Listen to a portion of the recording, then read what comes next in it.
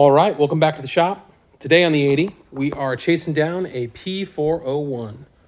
So the FSM shows to actually take the intake apart completely, break it open, and then inspect everything and test everything. But I found if you disconnect the throttle body, 4 or 5 hoses and 4 bolts, and gently just lay it out of the way, you can get in there and get to most everything you need to get to. It takes a little doing, but it's doable, and I think it saves a lot of time and heartache. So another thing you want to do if you've messed with it is actually look at the schematic under the hood and verify that everything is, routed the way that it needs to be routed. There's also a schematic in the factory service manual. I'll show you that real quick. So over here, I took the old VSV and I tested it, and you can see it's running 0. And then I was pretty excited because every time I've tested this, it's tested out fine. And the new one, it is, I could just say you could take my word for it, but I guess we'll just do it anyway. It is running the correct 30 to 34 ohms.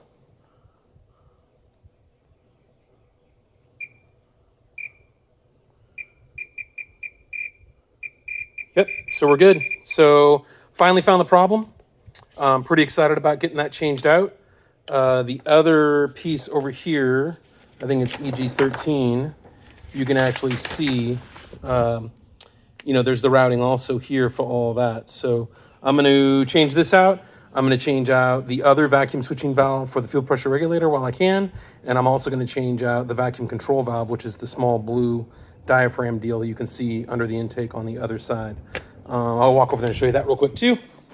I also just finished the dual battery system. You can see my other video for that. I went with Red Arc instead of the Blue C. Made a little bracket, turned out great. So yeah, down in here, this little blue Smurf blue thing here, I think I'll be able to access that. I may pull this and then drop it out, work on it from each side.